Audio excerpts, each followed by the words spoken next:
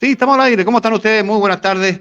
Qué gusto saludarlos. Bienvenidos a Sentido Común, el menos común de los sentidos. Esta tarde de miércoles 6 de abril. Encantado de saludarlos, Patricio. ¿Cómo está usted? Muy bien. Encantado de saludarlos también a ustedes. ¿Cómo has estado, Pato? Bien, sí. Todo tranquilo. Tranquilo dentro de la Tranquilo, gravedad. nervioso. Tranquilo, nervioso. Dentro de la gravedad de la situación. Dentro de la gravedad de la situación. ¿Pero qué te parece grave, Pato? Pues si yo encuentro que este país está convertido en una taza de leche, bueno, nadie tiene miedo de salir a la calle. Pero qué optimista. Me alegro escuchar una opinión así, sube el ánimo. A uno lo reconforta escuchar que no pasa nada en este país. Está absolutamente una taza de leche. Uno conversa, escucha a las personas en entrevistas radiales, la señora que va a la feria en la esquina de su casa y que no lleva el celular, lleva una bolsa y su tarjeta en la mano bien mostrada para que nadie la asalte, porque no le pueden robar dinero, o mi hija que no se atreve a andar en metro, o mi hermana que no se atreve a andar en auto en la noche, portonazo, abordazo, seguridad pública absolutamente sobrepasada, la Araucanía, así no pasa nada. Ataques a mall. Ataques a mall con armas de guerra. Así es, y con... Claro, con guardias que tienen una 38 con 5 tiros para defenderse. La CAM con protocolo. Define la agenda de diálogo en la Araucanía. No voy a decir Gualmapu, pero no quería decir Gualmapu, en la Araucanía. Pero ¿quién define la agenda? La CAM, que define en definitiva si hay diálogo o no hay diálogo, y el gobierno está ahí. Con una agenda pública en la que estamos discutiendo cómo subimos más la inflación, ¿no? ¿Verdad? Ese es nuestro paradigma hoy día en Chile.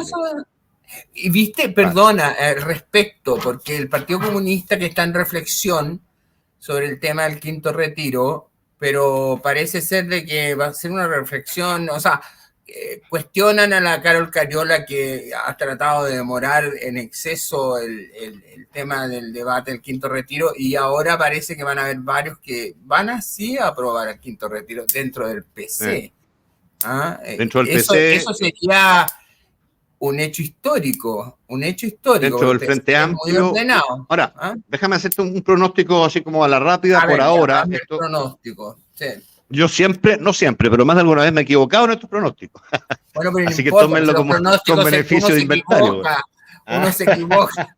Es bueno hacer el loco de vez en cuando. Mira, yo tengo la impresión que no va a fructificar el quinto retiro. Va a ser muy difícil. Sí. Esta es una reforma constitucional que requiere, por ende, 2/3 en la Cámara y 2/3 en el Senado. Eso en la Cámara son 103 votos. Yo alguna vez dije respecto a algunos de los anteriores que eso no iba a ocurrir, y me resultó en el cuarto, pero no en la Cámara, sino que después. Y en algún otro me equivoqué, por supuesto, y se consiguieron esos 103 votos. Yo creo que ahora está difícil, pese a la anuencia al voto a favor eventual, no seguro todavía, pero están en reflexión del Partido Comunista y eventualmente también de alguien o de alguno del Frente Amplio. Y no va a fructificar por la razón fundamental en virtud de la cual los diputados y senadores votaron a favor de los primeros 3 retiros, masivamente. ¿Y cuál es esa razón? Que estábamos en un año electoral. Bueno, este año no es un año electoral, salvo, es decir, es un año electoral, por supuesto, hay un plebiscito, ¿no es cierto? Pero no se les va a los diputados y a los senadores la elección si votan a favor o en contra de este quinto retiro, por un lado. Pero además tengo la impresión yo, Pato, que en la Cámara no van a estar. Es muy difícil que la gente del Frente Amplio, sustento del presidente Boric, plataforma principal del presidente Boric, le dé vuelta a la espalda de esa manera en la Cámara de Diputados. Yo creo que eso no va a pasar. Pero si aunque pasara y implicara por ende una crisis política muy severa para el gobierno, en el Senado sí que no van a estar los votos. Fíjate que en el Senado actual, que está compuesto, a diferencia del anterior, desde el 11 de marzo por 50 miembros y no 43 como eran, son necesarios 34 votos. 85. 34 creo que son. Los 2/3. Y eso significa que debieran votar a favor de esos 10 senadores de la oposición. Y eso no está encima de la mesa en ningún sentido. Así que no va a ocurrir. No va a ocurrir. Ahora, yo me puedo equivocar. ¿Por qué? Porque he visto demasiadas vueltas de chaqueta. he visto demasiadas contraargumentaciones falaces frente a argumentos contundentes como los que está dando el actual ministro de Hacienda, Mario Marcel. ¿Ah? Ahora, lo que es contraproducente, sí, al pronóstico que yo hago, es que evidentemente ningún paquete de medidas, porque además no están los fondos, que anuncie el gobierno o implemente el gobierno o haga aprobar el gobierno en términos de apoyo a las personas de cara a este proceso inflacionario y a los que no han podido reinsertarse en el mundo del trabajo, cualquier paquete de apoyo va a ser muy menor comparado con un eventual quinto retiro. O sea, no está la plata, sería deuda. Los anuncios hechos hasta ahora por el ministro Marcel son básicamente reasignaciones, 3.700 millones de dólares, pero desperdigados en varios incentivos más bien a la contratación y otras cuestiones que transferencias directas. ¿Ah? No hay un IFE universal, sino que hay IFE laboral que se extiende hasta diciembre, que eso es un subsidio a la contratación. Pero no va a estar la transferencia. Y sí hay una presión inflacionaria muy relevante, Pato, que tiene que ver con fenómenos externos, por supuesto, trigo, el petróleo, las oleaginosas, todo aquello vinculado a la guerra de Ucrania. Y es verdad que hay que dar alguna solución ahí. Puede llegar a Croacia. Claro, podría llegar. Estaría lejos la pelota. Pero hay una presión y hay necesidad de apoyo a las personas. Yo creo que eventualmente las medidas que anunció el ministro Marcel pueden tener que ver o ir en esa dirección. Pero si tú a esa inflación internacional le agregas una inflación por demanda interna a propósito de un quinto retiro, lo que haces es hacer el peor de los favores a quien pretendes promover o ayudar, que es al pueblo, como dice la diputada Giles, llenándose la boca con aquello, sabiendo que está equivocada, porque eso, la inflación le afecta, no sé si a ti o a mí, yo creo que poco, pero le afecta mucho más a las personas, a las que les alcanza justo para vivir el mes, no les sobra un peso, de tal suerte que si el litro de aceite te sube de 2 a 3 mil pesos, ya tienes un problema, un problema severo. Estoy poniendo un puro ejemplo, ¿no? Estoy poniendo un puro ejemplo. Si la parafina le sube lo que ha subido, tienes otro problema. Si el pan sube lo que ha subido, tienes otro problema adicional. Esa persona se queda abajo. Juan José, yo estoy muy de acuerdo con tu pronóstico. En lo que no estoy de acuerdo es que creo que tengo mis serias dudas si el Frente Amplio y el PC se van a mantener tan alineados como ha sido la costumbre. No, bueno, el Frente Amplio no, pero el PC sí tiene una costumbre jerárquica y de votación clara.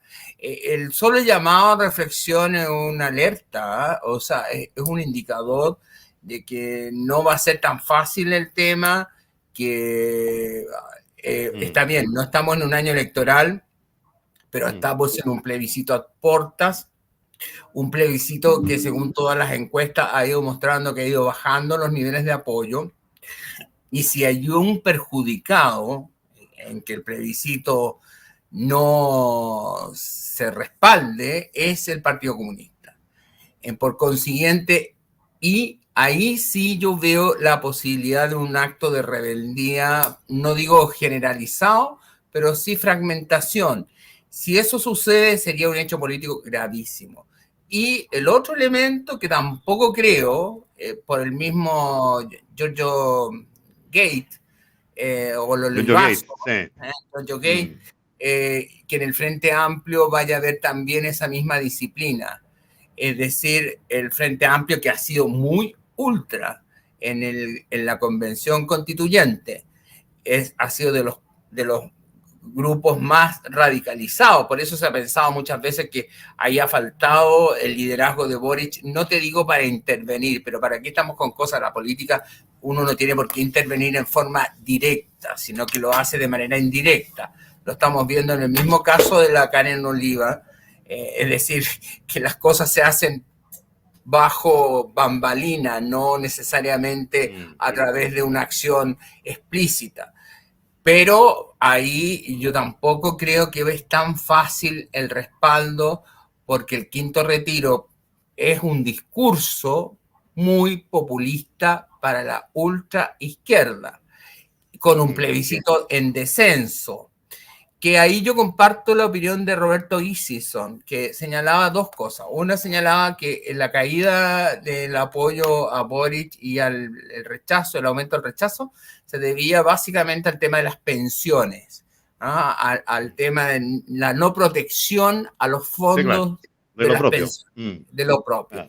Y ahí hay instalada, Pato, una desconfianza brutal. Establecemos el mismo vínculo con el tema de los retiros. O sea, para la ultra. ¿Sabes lo que me pasa? Mira, fíjate lo que te... Sí. Hay una desconfianza muy, muy brutal respecto a lo que pueda pasar, porque hay una sensación instalada en Chile, efectivamente, hace mucho rato, de que cualquier cosa puede pasar. Cuando la diputada Carol Cariola ponía en tabla la discusión de este proyecto, era muy criticada, amenazada con una censura, en fin.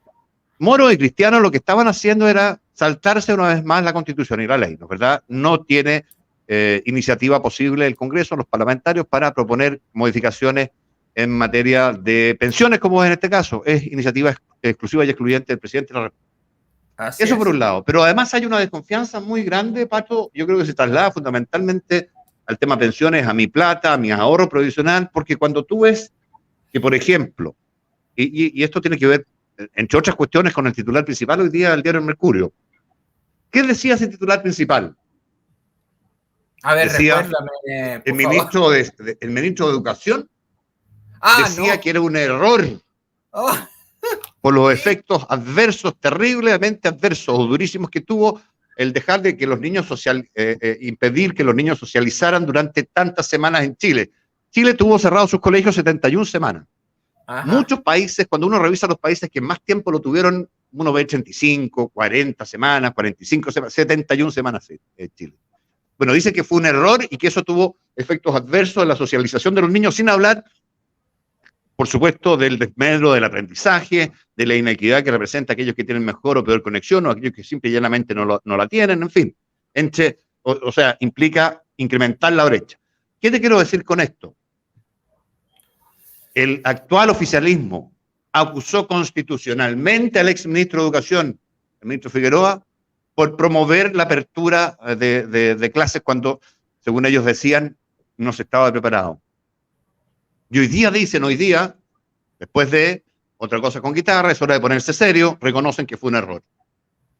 Antes querían un blackout respecto a la situación sanitaria y hoy día promueven un camino sin retorno. En la antesala del invierno y con China con un brote brutal que puede esparcirse, por supuesto, en cualquier minuto para el resto del mundo, ¿no es verdad? China cerrando ciudades, Chile dejando de usar mascarilla, que es un camino sin retorno. Antes querían un blackout, ahora quieren esto otro. Apoyaron los 4 retiros anteriores y hoy día no apoyan el 5º. En fin, te puedo poner 20 ejemplos de cambios de opinión que hacen poco confiable a la autoridad actual desde el punto de vista de las cuestiones que expresa públicamente.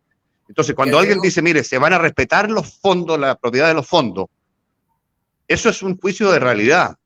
Es decir, no tenemos los votos para no respetarlo, nada más.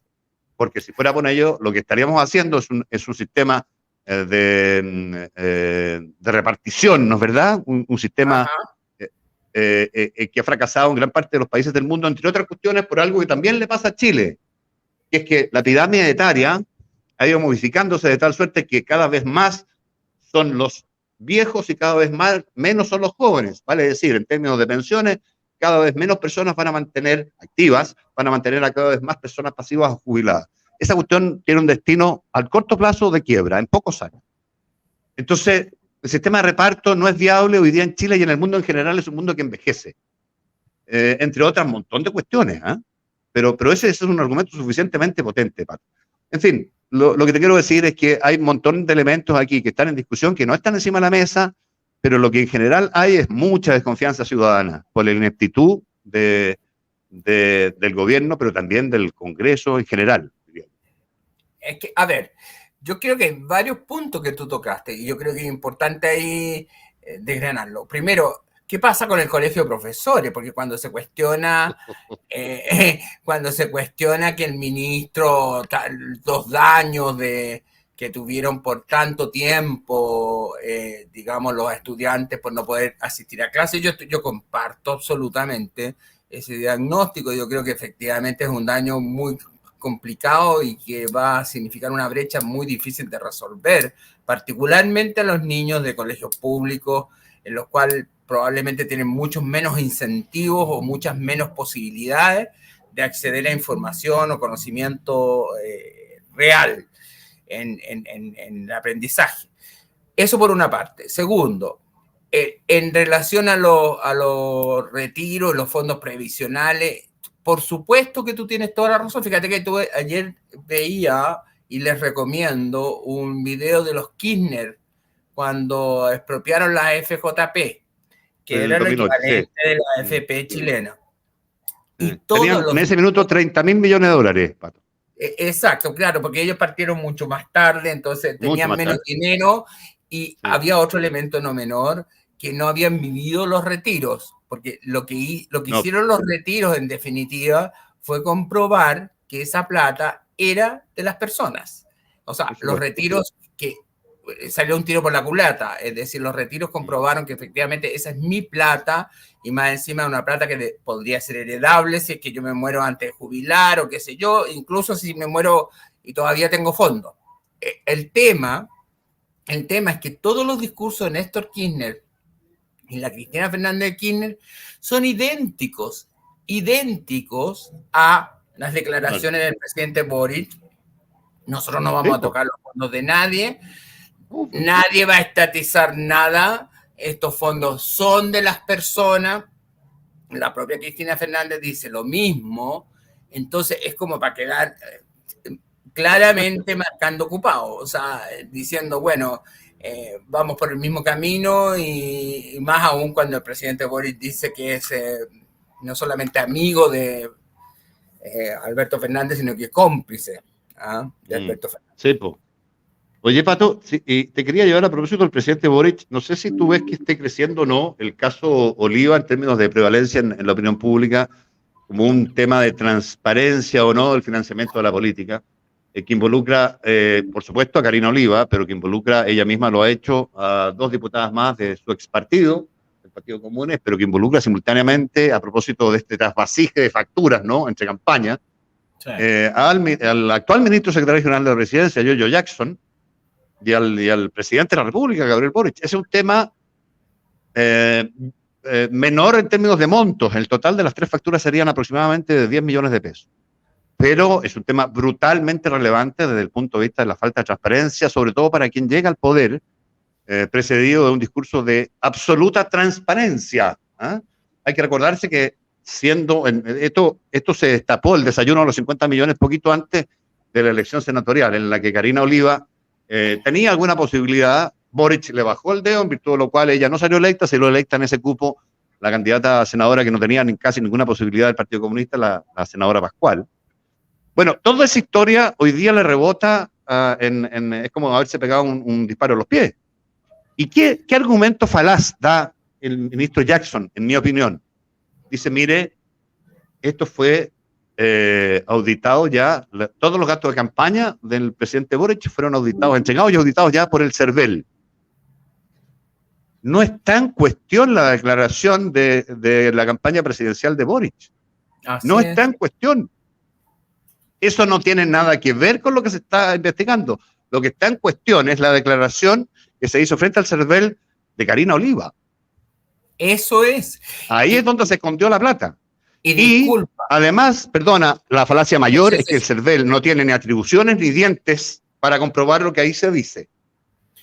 Pero sí hay una decisión de carácter político, porque cuando yo partí con esta noticia, o cuando partió esta noticia y la empecé a analizar, yo pensé, incluso en un Twitter le coloqué la venganza de Karina, pero porque apuntaba a como un problema interno, un problema interno de comunes con la diputadas Camila Roja y Claudia Mix, en la cual ella acusaba, según el Tribunal Supremo del partido, que habían falseado sus digamos, presentaciones al CERVEL. Me refiero a las diputadas Claudia Mix y Camila Roja.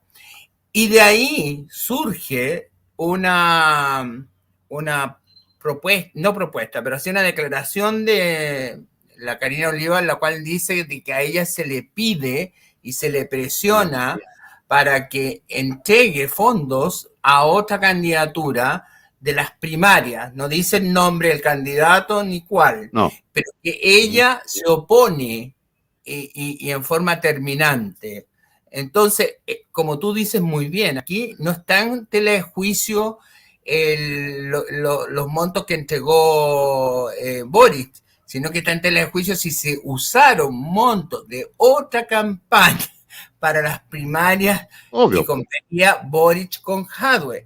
Por lo tanto, en términos simples, aquí un grupo de, comillas, jóvenes, para no decir otra palabra, se bypasearon al alcalde Jadwe, en principio, en usar fondos que no correspondían para competir en las primarias de julio. Ahora, hay otro punto que no es menor tampoco, que es el hecho de, digamos, la forma como reaccionaba el gobierno. Si tú comparas, Juan José, a nuestra expresidenta Bachelet con el caso Cabal. La presidenta Bachelet, en el caso Cabal, que es un tema tan sensible, que era su hijo el que estaba involucrado, ella dice que se enteró por el diario, que nunca tuvo nada que ver, que no sabía nada. Bueno, yo si hubiera sido asesor de Boric, le hubiera recomendado seguir la misma línea, es decir, no vamos a investigar hasta las últimas consecuencias y veremos que no.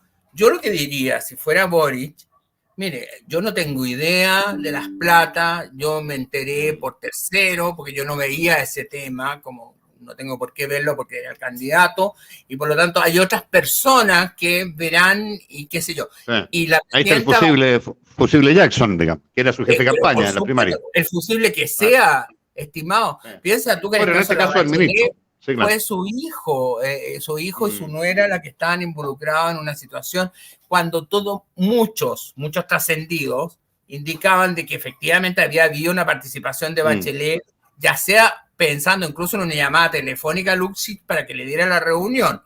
Ya. Pero ella murió, me refiero no que se haya muerto, sino que murió, se fue del cargo. Con las botas puestas y con las botas puestas, sin jamás reconocer, reconoció que ella había intervenido en el caso, que ella solamente se enteró por fuera.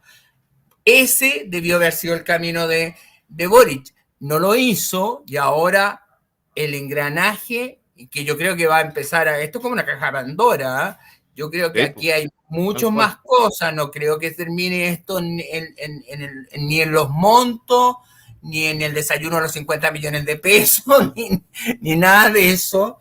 Oye, y otra cosa, no sé si a mí me llamó la atención, porque si yo hago un desayuno de 50 millones de pesos, no sé, arriendo el Club de la Unión, o sea, si yo voy a justificar 50 millones de pesos en un desayuno, no lo hago con vasos plásticos en la calle Concha y Toro, sino que, no sé, pues arriendo un hotel, un salón, VIP, una cosa así, por lo menos para que se pueda justificar, porque hubo varias personas ilustres, entre ellas Iracema Hasler, la Camila Vallejo, la Karen Cariola, la alcaldesa Ñuñoa, en fin. Entonces, la alcaldesa Ñuñoa, entonces, ¿cómo tú puedes justificar o intentar justificar un desayuno de 50 millones de pesos cuando parece un cumpleaños de, no sé, pues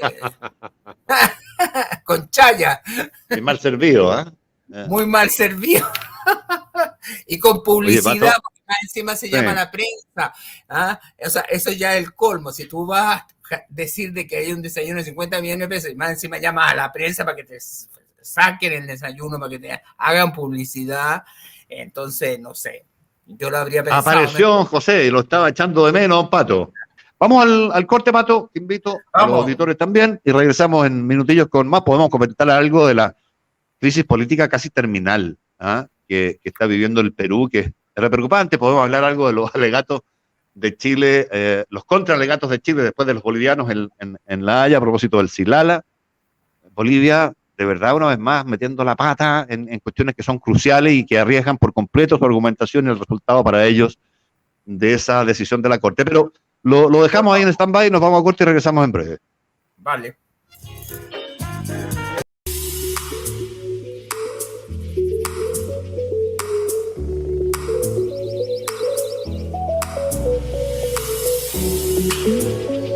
Siga con nosotros, Canal 31, lo que todos queremos ver.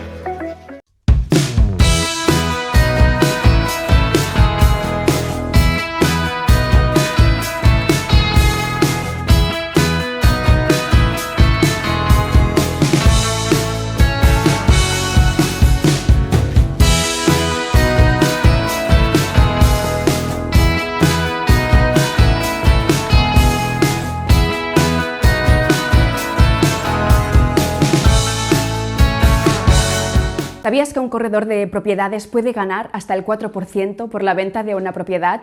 ¿Te imaginas hacer esta actividad comercial en tu propio horario y ganar tus propias comisiones? Atento a esto. Si vendes una propiedad de 100 millones de pesos, podrías llegar a ganar hasta una comisión de 4 millones. Para más información, contáctanos en el teléfono 232 100 084 o visita www.colegioinmobiliario.cl. Tus músculos son importantes para tu salud. Te ayudan a desarrollar actividades de la vida diaria como caminar, andar en bicicleta e incluso algo tan importante como respirar. Fortalece tus músculos con Proteinex, módulo proteico que te ayuda a preservar la masa muscular sin aporte de azúcar y calorías extra. Proteinex de la familia Enterex, nutrición especializada, un producto para cada necesidad. Distribuido por Sencomex.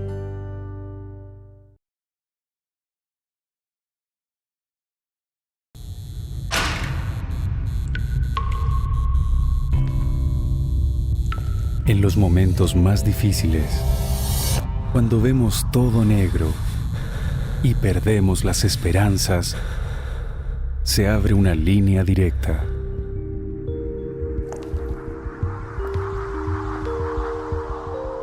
Llámanos.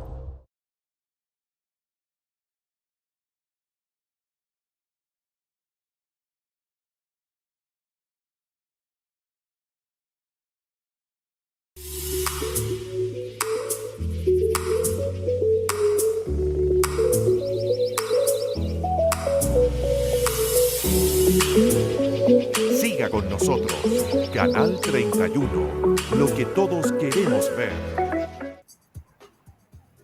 Ya, estamos de vuelta con el sentido común, Pato, con varios temas que habíamos dejado ahí medio colgados. Yo no sé si tú quieres apearte por alguno. Me parece que la situación de Perú tiene que terminar. Fíjate que leía a propósito de cuestiones de pronóstico financiero, clasificadoras de riesgo. Una de ellas decía que a sus clientes les decía que era posible, o de posible había pasado a probable, incluso que el presidente Pedro Castillo no terminara su mandato y o renunciara o fuera destituido antes del término del mandato. Mandato del cual no ha transcurrido ni siquiera un año. A propósito, estamos hablando de la crisis política, pero también económica del Perú, que tiene como nosotros una inflación muy desatada, en el caso de ellos la mayor en los últimos 24 o 25 años. ¿Ah? Pero hay medios de prensa, Pato, ya derechamente. La prensa de Perú hay que mirarla con ojo, con cuidado. No es exactamente igual que la prensa nuestra, es bastante más amarilla en general, salvo algunas excepciones, ¿ah?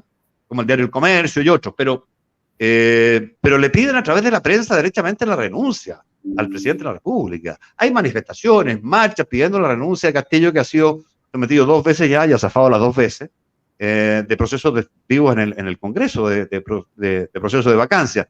Pero con esta ya una opinión que puede ser controversial y puede no ser compartida por cualquiera de los que nos escuchan o por ti, Pato. Pero yo creo que además el problema central del presidente Castillo es que simple y llanamente no tiene las herramientas ni las competencias para ser presidente del país. Esa es mi impresión respecto de él. Yo estoy totalmente de acuerdo con eso. Yo creo que primero tenemos que recordar un poco cómo llega al poder el presidente Castillo. El presidente Castillo, hay una primaria en la cual hay muchos candidatos y quedan 2, Keiko Fujimori y Pedro Castillo. Pedro Castillo es un profesor rural del interior del Perú, de enseñanza básica, y que por lo tanto no tiene ningún nivel de contacto, ni relaciones, ni nada en Lima, que es donde él ejerce el poder en términos de su capital. Pero a lo que voy es lo siguiente. En Perú se ha vivido primero una descomposición total del sistema de partidos. Y esto se da desde la época de Fujimori, desde la década de los 90 y continúa en la década siguiente, digamos, hasta ahora. O sea, cuando se habla en Chile de la importancia de los partidos o de los movimientos sociales, los partidos políticos peruanos virtualmente se desintegran, se fragmentan, forman movimientos sociales muy caudillistas y vinculados a personajes. Y en este caso, Perú Posible elige este personaje paradigmático que viene del pueblo, viene del interior, viene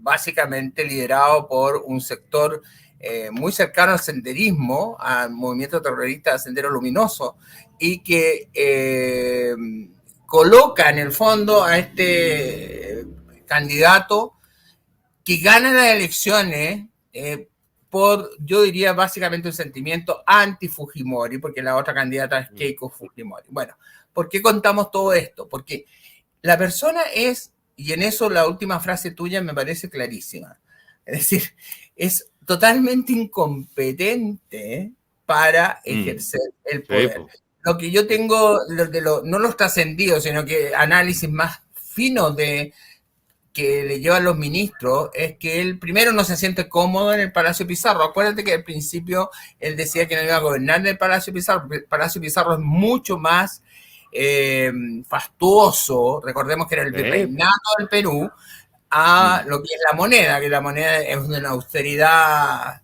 monacal, digamos, franciscana. Sí, en cambio, el Palacio Pizarro no es así. Y los ministros le llevan los informes al presidente Castillo y no los lee. Y como no los lee, entonces se los van y se los recitan. O sea, lo tratan de resumir, pero él se aburre. Entonces, se aburre y empieza a bostezar y empieza a mirar para el lado, a desconcentrarse. Entonces, y bueno, y tú debes haber visto una entrevista muy famosa cuando poco después de haber sido elegido y que le preguntan sobre la inflación y no sí, ni siquiera la economía. Sí. Nada. No, atroz. Sí, claro.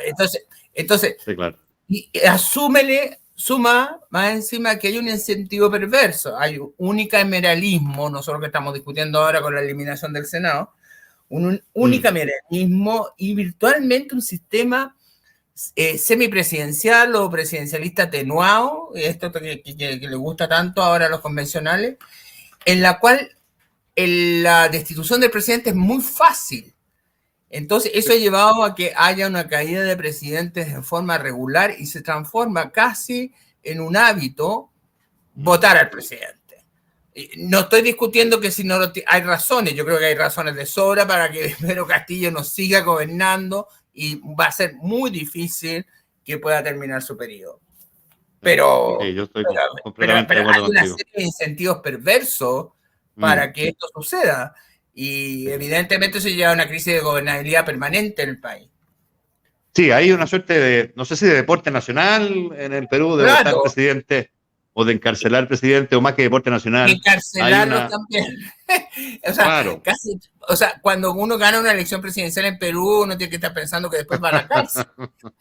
Sí, claro. ¿Verdad? Oye, Pato, nos quedan poquitos minutos. Alguien preguntaba acá, déjame volver a ese mensaje para poder leerlo.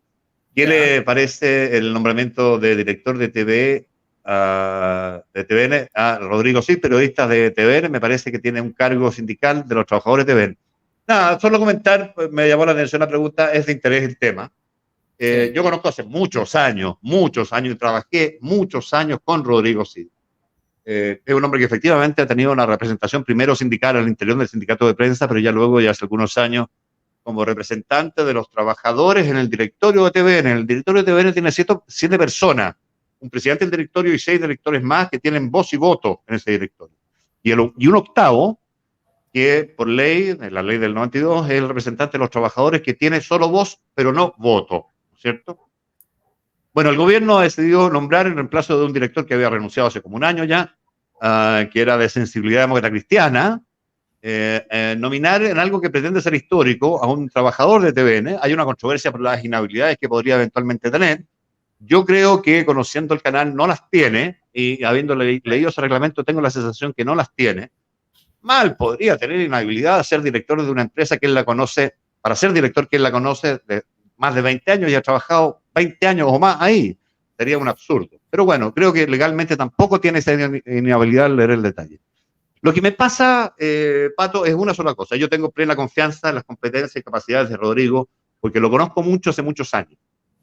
Lo que me pasa a mí, y a él le debe haber caído como patada en la guata también, es que no puede hacerse una ceremonia y una suerte de alegoría de este paso con él como foco, como centro, de parte de la ministra vocera de gobierno, porque el canal de Televisión Nacional de Chile no es un canal de gobierno. La única gracia que tiene Televisión Nacional de Chile, siendo el canal como es del Estado, es que es un canal que es y debe seguir siendo independiente del gobierno de turno. Y cuando yo vi las imágenes y escuché las declaraciones, al proponer a Rodrigo que tiene que pasar por el Congreso para ser ratificado, yo simple y llanamente me pareció vergonzoso. Y me parece vergonzoso porque me imagino yo que Rodrigo habrá estado muy incómodo, porque lo que a él ha jugado toda la vida, desde prensa, que es donde ha trabajado siempre, es la independencia periodística. Pero lo que no puedo entender es que el ministro secretario general de gobierno, la ministra en este caso, crea, por la ceremonia que hizo, por la complicidad que supone toda esa ceremonia, que TVN es un canal del gobierno. De verdad eso es no entender nada, o querer no entender nada. ¿Ah? ¿Con qué independencia opera ese director ahora en el directorio siendo promovido con las pompas y ceremonias que se hicieron hoy día? Con ninguna, ¿no es cierto?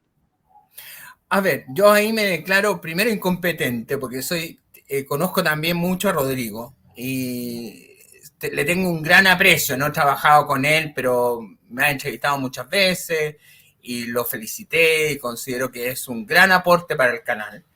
Ahora, sobre el rol de TVN, me parece que, como tú lo dices muy bien, es un rol que es el canal público, que no es equivalente al canal estatal, porque muchas veces se confunde lo público con lo estatal. Lo público es el canal público del Estado, no del gobierno. Bueno, pero es que para eso, claro. Por eso te digo, porque de alguna manera el gobierno, el que controla el Poder Ejecutivo, es el que direcciona al Estado, pero es un canal público, es un canal público, y por lo tanto tiene un compromiso de diversidad, de pluralismo, de reflejar todos los matices de la sociedad chilena, etcétera, que otros canales privados no están obligados a eso. Ahora, yo personalmente, por la amistad que tengo con Rodrigo, estoy seguro que va a ser un trabajo extraordinario y me gustaría muchísimo que fuera ratificado y le deseo mucho éxito a Rodrigo en su nuevo cargo, si es que se ratifica como corresponde, que ojalá que así sea. Así que eso es lo que me planteo yo personalmente. Sí. Yo lo que veo es un adicional, nada más, estoy de acuerdo contigo, pero es que tengo la sensación que respecto de esto, como respecto de otras cosas, este gobierno no entiende lo que está haciendo. No entiende lo que está haciendo. O lo entiende demasiado bien, Juan José, o lo entiende demasiado bien. Bueno, es que si lo entiende demasiado bien y lo hace profeso, lo que quiere es destruir una institución que costó 30 años construir, que es TVN y la credibilidad, que estuvo en el suelo durante décadas. Décadas, sí. Sí. Desde el 69 que se crea hasta el 92 que se hace la ley y empieza a funcionar como debe. Bueno, así es. Entonces, bueno, esa es una interpretación, es mi interpretación y mi opinión sobre el tema. Don José está ahí al pesque, don Pato. Nos quedamos sin el Silala como tema. Oye, tú habrás visto que... Bueno, pero Kai Castillo no. ¿Tú crees que llega al final del gobierno? La última pregunta, para no molestar. Lo dudo muchísimo. Yo tengo la impresión que puede incluso terminar por estar tan agobiado ese hombre, que puede terminar por renunciar. Porque además no le debe lealtades a los partidos tradicionales ni a ninguna otra cuestión más fundamental o más grande que el mismo en el Perú. Sí. Entonces, yo tengo la impresión que eso va a ser así en algún minuto. O en la próxima interpelación de vacancia, simple y llanamente va a ser destituido. Pero yo o sea, de la próxima no pasa. No pasa. Yo también comparto. De la próxima no pasa. Se requieren 87 votos, si no me equivoco. Sí. 87 pero... estuvo en 70 o cerca de 70, poco menos de 70 la última vez. Es muy fácil la destitución, es muy fácil. Y como no existe el Senado como jurado, como sucede acá en Chile, digamos, cuando se hace en caso de un presidente, en la cual hay un juicio y hay una segunda cámara que revisa, digamos, la inconstitucionalidad de un presidente para seguir en ejercicio. En este caso es un proceso relativamente fácil y expedito. Ahora, ellos tienen un mecanismo que es muy raro porque es un presidencialismo en la cual pueden disolver el Congreso por una sola vez. Y eso es muy raro porque eso es propio de los sistemas parlamentarios o los sistemas semipresidenciales. Don Pato, nos vamos rápidamente. Disculpe usted, don José. Un saludo a todos. Nos reencontramos. ¿Qué les parece mañana? Un abrazo a todos. Que estén muy bien. Chao.